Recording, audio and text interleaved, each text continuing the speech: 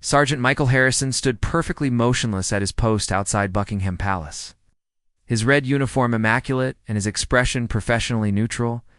To the thousands of tourists who photographed him daily, he appeared to be the picture of British military precision and unshakable composure. But beneath his perfectly pressed uniform, Michael was fighting a battle that no one could see. 3 months earlier, Michael had received the phone call that every parent dreads. His 8-year-old daughter Sophie had been diagnosed with leukemia, and the doctors were cautiously optimistic but honest about the long road of treatments ahead. The news had shattered Michael's world in a way that years of military training had never prepared him for.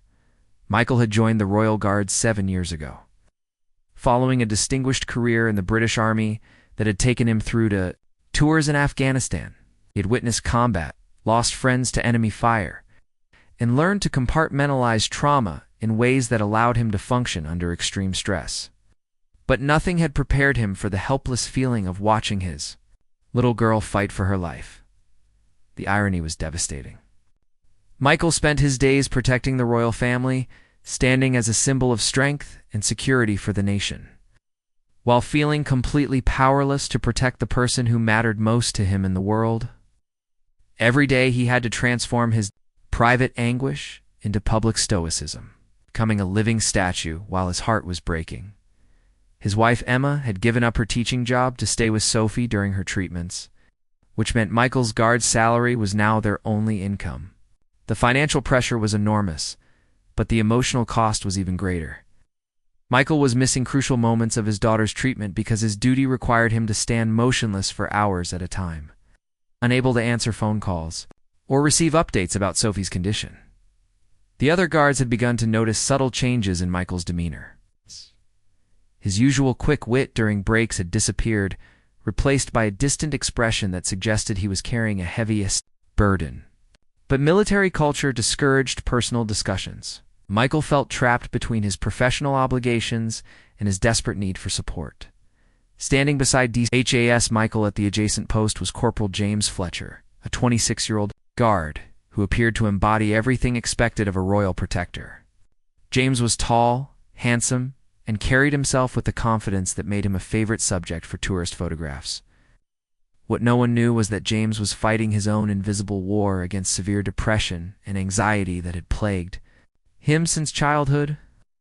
James had joined the Guards, hoping that the structure and prestige of royal service would help him overcome the mental health challenges that had derailed his earlier career as a university student. The rigid discipline and clear expectations provided some stability, but the isolation and pressure of public scrutiny often made his symptoms worse rather than better every day. James had to perform a role that required absolute emotional control, while struggling with intrusive thoughts, panic attacks, and a pervasive sense of worthlessness that no amount of professional achievement seemed to diminish. The irony was that his job required him to be a symbol of British strength and reliability, while he privately battled thoughts of self-harm. The third member of their small unit was Lance Corporal Robert Chen, whose family had emigrated from Sasanda. His family had emigrated from Sasanda, Hong Kong, when he was 12 years old. Robert had excelled academically and athletically, eventually earning his place among the Royal Guards through exceptional performance in military training. To his family and community, he represented the ultimate success story of immigrant achievement in Britain. But Robert carried the weight of cultural expectations that felt crushing at times. His parents had sacrificed everything to give him opportunities, and his success as a Royal Guard was seen as validation of their decision to leave everything behind for a new life.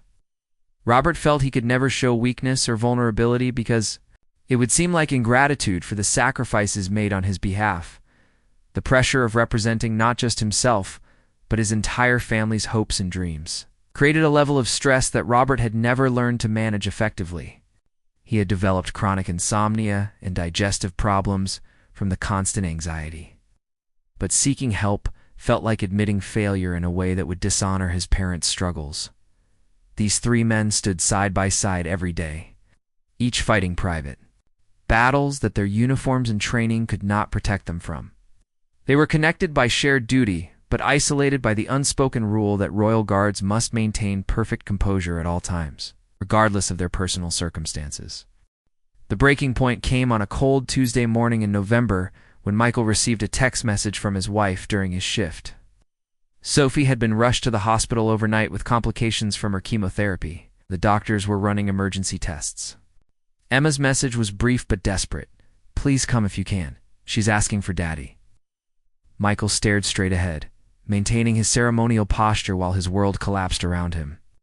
Protocol absolutely forbade guards from leaving there. Posts except in cases of direct threat to the royal family. Personal emergencies, no matter how severe, were not considered sufficient reason to abandon duty. Michael felt trapped between his oath to the crown and his love for his daughter. James noticed the subtle change in Michael's breathing and the almost imperceptible tremor in his hands. Having struggled with anxiety attacks himself, James recognized the signs of someone fighting to maintain control while experiencing overwhelming emotional distress. But the rules of their service made it impossible for him to offer comfort or support without risking both their careers. The hours passed with agonizing slowness, as Michael stood frozen in place, knowing that his little girl was suffering and asking for him, while he remained motionless like a piece of furniture. Every minute felt like an eternity, and the cheerful chatter of tourists taking photographs became a cruel mockery of his private anguish. Robert watched his colleague struggle and felt his own burden intensifying. His parents had called the night before to express their pride in seeing him featured in a newspaper article about the Royal Guards, describing him as bringing honor to the family name.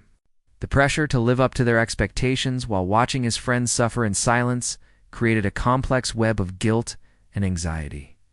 When their shift finally ended 6 hours later, Michael immediately called his wife from the changing room.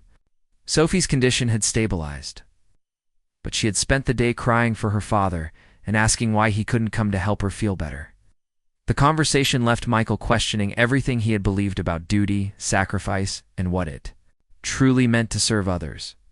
That evening, the 3 guards found themselves sitting together in a quiet pub near the barracks, each lost in his own thoughts but somehow drawn together by their shared experience of invisible pain. For the first time since they had known each other, the conversation turned from casual banter to something deeper and more honest. "I don't think I can keep doing this," Michael said quietly, staring at his untouched beer. "My daughter is fighting for her life, and I'm standing around like a decoration while she needs me. What kind of father does that make me?" James looked at his colleague with understanding that came from his own struggles with purpose and meaning. "I've been wondering the same thing about myself," he admitted. "It's not about being a father, but about whether I'm strong enough for this job. Some days I can barely get out of bed, let alone stand perfectly still for 8 hours while people expect me to represent British strength and dignity." Robert felt something crack open inside him as he heard his friends express vulnerabilities he had never imagined they carried. "My parents think I'm living their dream," he said slowly. "They see the uniform and the ceremony and think I've achieved everything they hoped for when they left Hong Kong, but I feel like I'm drowning in expectations I can never meet." The 3 men sat in silence for a moment, each processing the revelation that they were not alone in their struggles. The perfect composure they maintained during duty hours had hidden the fact that they were all fighting battles that their training had never addressed. James was the first to speak again. "I started seeing a counselor a few months ago," he said quietly. "I was afraid it would end my career if anyone found out, but I couldn't handle the panic attacks anymore. The sessions have helped, but I still feel like I'm living a lie every day." Michael and Robert both looked at James with surprise and admiration. Seeking mental health support was still stigmatized in military culture, and admitting to such struggles required tremendous courage. "Does it really help?" Michael asked. "I mean, can talking to someone actually change how you feel about impossible situations?" Nodded slowly. "It doesn't make the problems disappear, but it helps you understand that having problems doesn't make you weak or unworthy of your position. We're human beings first, guards second, even if we're not allowed to show it while we're on duty." The conversation that night marked the beginning of a transformation in how the 3 guards understood their service and themselves. They began meeting regularly, creating an informal support network that allowed them to share their struggles. Without judgment or fear of professional consequences, Michael discovered that talking about his feelings regarding Sophie's illness didn't diminish his love for her or his determination to be a good father. Instead, it helped him understand that being present emotionally was sometimes more important than being physically present, and that his service as a royal guard could coexist with his role as a devoted parent. With James's encouragement, Michael also began seeing a counselor who specialized in helping military families cope with medical crises. The sessions taught him practical strategies for managing anxiety and guilt, while also helping him recognize that his dedication to duty was actually an expression of the same values that made him a loving father. James found that sharing his mental health struggles with trusted friends reduced their power over him significantly. The shame and isolation that had made his depression and anxiety worse began to lift as he realized that strength could include vulnerability, and that asking for help was actually a form of courage rather than weakness. Robert's breakthrough came when he decided to have an honest conversation with his parents about the pressure he felt to be perfect. To his surprise, they revealed that they had always been more concerned with his happiness than his achievements, and that their pride in his service came from seeing him find purpose rather than from the prestige of his position. The three guards began to develop new perspectives on what it meant to serve the crown and the public. They realized that their humanity made them better guards, not worse ones, because it connected them to the people they were sworn to protect. The struggles they faced were not obstacles to overcome, but experiences that deepened their understanding of duty and sacrifice. Michael started finding small ways to honor his role as both father and guard. During breaks, he would write short letters to Sophie, describing the interesting people he met and the beautiful ceremonies he witnessed, helping her feel connected to his work while showing her that she remained his priority even when duty kept them apart. James discovered that his mental health challenges had given him unusual empathy for visitors who seemed distressed or overwhelmed by their circumstances.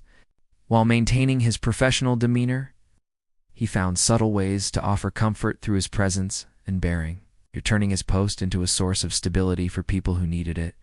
Robert began to understand that representing his family's hopes didn't require perfection, but rather genuine commitment to serving with honor and integrity. He started taking pride in small acts of kindness and professionalism that reflected well on both his heritage and his character. The guard's commanding officer and demeanor, while she didn't know the details of their personal struggles, she could see that they had developed a deeper sense of purpose and connection to their service. Colonel Reynolds had served for 25 years and had learned to recognize when soldiers were carrying heavy burdens. She made a decision that would have significant implications for the entire regiment. She instituted regular, informal check-ins with all guards. "Personal lives don't disappear when you put on the uniform," Colonel Reynolds told her guards during a unit meeting. "You're more effective protectors when you're taking care of yourselves and each other. Strength includes knowing when to ask for help." The changes implemented by Colonel Reynolds created a cultural shift throughout the Royal Guard unit. Guards who had been suffering in silence began to reach out for support on the informal network started by Michael James, and Robert expanded to include dozens of their colleagues. Mental health resources were made more accessible, family support services were expanded, and the rigid culture of emotional suppression began to give way to a more balanced approach that honored both professional duty and personal well-being. The transformation was not immediate or complete, but it represented a fundamental recognition that the people behind the uniforms were complex human beings whose struggles and triumphs were part of what made them capable of extraordinary service. 6 months after that first honest conversation in the pub, Sophie's treatments were showing remarkable progress. The doctors were cautiously optimistic about her recovery. Michael had learned to balance his worry with hope in ways that made him more present for both his family and his duties. The change in Michael was visible to everyone who knew him, while he still carried the weight of concern for his daughter. He had developed coping strategies that allowed him to channel his protective instincts into his work as a guard. He understood now that serving the royal family and caring for Sophie were both expressions of the same fundamental commitment to protecting what mattered most. Michael had also become an advocate for other military families facing medical crises. Working with Colonel Reynolds, he helped establish a support network that provided practical assistance and emotional support for guards. dealing with family emergencies. His experience had taught him that duty and compassion were not opposing forces, but complementary strengths. James's journey with mental health had taken him in directions he'd never expected. His therapy sessions had revealed that his depression and anxiety were partly rooted in perfectionism and fear of failure that had been with him since childhood. Learning to accept his limitations and celebrate small victories had dramatically improved his ability to cope with the pressures of Royal Guard duty. More importantly, James had discovered that his mental health challenges gave him unique insights into human resilience and strength. He began volunteering with organizations that supported veterans struggling with similar issues. Finding that helping others helped him maintain his own emotional stability, the transformation was most evident in how James approached his daily duties. Where he once saw his post as a test of endurance to be survived, he now viewed it as an opportunity to embody the stability and strength that people needed to see in their institutions. His presence became a source of calm assurance rather than anxious performance. Robert's relationship with his parents had evolved into something deeper and more honest than ever before. His decision to share his struggles with cultural expectations had opened conversations about identity, belonging, and what it meant to honor one's heritage while building an individual life in a new country. His parents had surprised him by revealing their own struggles with adaptation and identity after immigrating to Britain. They shared stories about feeling caught between cultures and the pressure they had felt to prove themselves worthy of their new home. These conversations helped Robert understand that his challenges were part of a larger family narrative of resilience and adaptation. Robert began to see his role as a Royal Guard not as a burden of representation, but as a bridge between communities. He started participating in outreach programs that connected the military with immigrant communities, sharing his story to inspire young people who felt caught between different cultural expectations. The 3 guards had become informal leaders within their unit, modeling a new approach to military service that integrated personal growth with professional excellence. Their colleagues began to seek them out for advice and support, recognizing that their willingness to be vulnerable had made them stronger rather than weaker. Colonel Reynolds documented the changes she observed in unit morale and performance, contributing to broader discussions within the British military about mental health support and the importance of treating soldiers as whole human beings rather than just functional units. The success of the support networks and cultural changes at the Royal Guard unit began to influence policy at higher levels of military command. Other units started implementing similar programs, and the stigma around seeking mental health support began to decrease throughout the armed forces. But perhaps the most significant change was in how the Guards understood their public role. They realized that representing British values meant embodying not just discipline and tradition, but also resilience, compassion, and the kind of strength that comes from overcoming personal challenges. Visitors to Buckingham Palace began to notice something different about the Guards, though they couldn't quite articulate what had changed. There was a quality of presence and authenticity that made these men seem more human and approachable while maintaining their professional dignity. The truth was that Michael Grays and Robert had learned to bring their whole selves to their service, integrating their personal struggles and growth into their professional identity in ways that made them more effective guards and better human beings. A year after their first honest conversation, 3 guards were approached by a documentary filmmaker who had heard about the cultural changes taking place within the Royal Guard unit. The filmmaker wanted to create a respectful exploration of the human stories behind the ceremonial uniforms, showing the public that these iconic figures were real people with real challenges and triumphs. Initially, all 3 men were hesitant to participate. Military culture had always emphasized privacy and discretion, and the idea of sharing personal struggles publicly seemed to contradict everything they had been taught about professional conduct. But after extensive discussions with Colonel Reynolds and their families, they decided that their stories might help other people facing similar challenges. The documentary, titled Beneath the Uniform, was filmed over several months and showed the Guards both in their official duties and in their private lives. Viewers saw Michael reading bedtime stories to Sophie, whose hair had grown back curly and beautiful after her successful treatments. They witnessed James leading a support group for veterans struggling with mental health issues, his quiet strength helping others find their own paths to healing. Robert was shown visiting schools in diverse communities, talking to young people about service, identity, and the importance of seeking help when facing difficult challenges. His story resonated particularly strongly with children from immigrant families who felt pressured to be perfect representatives of their communities. The documentary carefully balanced respect for the dignity of Royal Guard service with honest portrayals of human vulnerability and growth.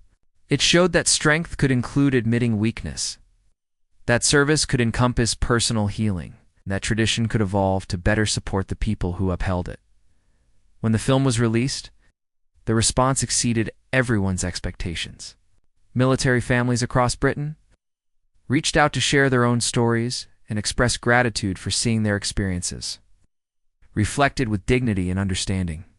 Mental health organizations reported increased requests for services from military personnel who had been inspired by the Guard's example of seeking help. Perhaps most surprisingly, the royal family themselves issued a statement praising the documentary and the Guard's courage in sharing their stories. The statement noted that true service requires the whole person, including the struggles and growth that make us human, and we are honored to be protected by individuals who embody both strength and humanity. The international response was equally positive, with military organizations from around the world requesting copies of the documentary to use in their own efforts to reduce stigma around mental health support and create more supportive environments. For service members, Michael found himself invited to speak at military family support conferences, sharing his insights about balancing duty with parental responsibilities during family crises. His message was simple but powerful. Being a good soldier and a good parent aren't competing identities. They're both expressions of the same commitment to protecting what matters most. James became a sought-after advocate for mental health awareness in military settings. His combination of personal experience and professional credibility made him an effective spokesperson for the idea that seeking help was a sign of strength rather than weakness. He worked with military chaplains, medical professionals, and peer support specialists to develop more effective approaches to mental health care. Robert's work with immigrant communities expanded significantly as his story became widely known. He discovered that his experience of feeling caught between different cultural expectations resonated with people from many different backgrounds, not just immigrants, but anyone who felt pressured to represent something larger than themselves. While maintaining their individual identity, the success of their advocacy work led to formal recognition from both military and civilian organizations. All three Guards received commendations for their service both as protectors of the royal family and as leaders in promoting mental health awareness and support within the armed forces, but the recognition they valued most came from their colleagues within the Royal Guard unit, who had created a culture of mutual support and authentic service that attracted the finest soldiers from across the British military. The unit's reputation for both excellence and humanity made it a destination assignment for service members who wanted to be part of something meaningful and transformative. The changes initiated by three Guards sharing their struggles in a quiet pub had rippled outward to influence military culture across Britain and beyond, proving that individual vulnerability could become collective strength when approached with courage and wisdom. 5 years after their journey began, Michael, James, and Robert stood together once again at their posts outside Buckingham Palace. But everything had changed. The same red uniforms, the same ceremonial duties, the same tourists taking photographs. But the men wearing those uniforms had been transformed by their willingness to confront their pain and grow from their experiences. Sophie, now 13 and completely healthy, had become one of her father's greatest sources of pride. Her experience with childhood cancer had inspired her to pursue medicine, and she often visited Michael's workplace to see the brave soldiers who had supported her family through their darkest period. The other Guards had become like uncles to her, invested in her success and proud of her resilience. Michael had been promoted to Staff Sergeant, and was now responsible for training new guards not just in ceremonial procedures but in the mental and emotional preparedness required for long-term military service. His training programs included sessions on stress management, family support resources, and the importance of seeking help when facing personal challenges. The uniform doesn't make you invincible, Michael would tell new recruits. It makes you responsible for maintaining your strength so you can protect others. That includes taking care of your own well-being and asking for help when you need it. James had completed additional training as a peer counselor and now served as the unit's mental health liaison, connecting guards with professional resources, while providing ongoing support from someone who understood their unique challenges. His office walls were covered with thank you notes from guards and their families who had benefited from his advocacy and support. The panic attacks and depression that had once threatened to end James's career had become sources of insight and empathy that made him uniquely effective in helping others.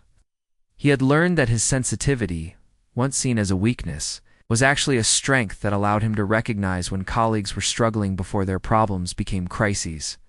Robert had earned a commission as an officer and was being considered for advanced leadership positions within the Royal Guard. His work bridging cultural communities had expanded into a formal role as a diversity and inclusion advisor, helping the military better serve Britain's increasingly multicultural population. Robert's parents had become regular visitors to ceremonial events, beaming with pride not just at their son's professional success but at the man he had become through facing his challenges honestly and using his experiences to help others. His younger sister had followed his example by joining the military. Inspired by his demonstration that service could be both honorable and authentically personal, the three friends still met regularly, though their conversations had evolved from desperate sharing of struggles to collaborative planning of projects and mutual celebration of growth and achievement. Their bond had deepened from shared vulnerability into lasting friendship built on respect, trust, and common purpose. The documentary about their experiences had been followed by a book that became required reading in military leadership courses across the Commonwealth. Their story had become a case study in organizational culture change, demonstrating how individual courage could transform institutional practices and create more effective, humane approaches to military service. Colonel Reynolds, now promoted to brigadier, had become a leading voice in military mental health policy. Drawing on the lessons learned from her unit's transformation to influence practices throughout the British Armed Forces, she frequently cited Michael, James, and Robert as examples of how supporting the whole person enhanced rather than diminished military effectiveness. The cultural changes that began with three guards sharing their pain had spread far beyond their original unit. Military families across Britain now had access to better support services. Mental health resources were more readily available and less stigmatized, and the rigid separation between personal and professional life had given way to more integrated approaches to military service. But perhaps the most meaningful change was in how the guards understood their public role. They had learned that representing British values meant embodying the full spectrum of human experience, strength and vulnerability, tradition and adaptation, individual growth and collective service.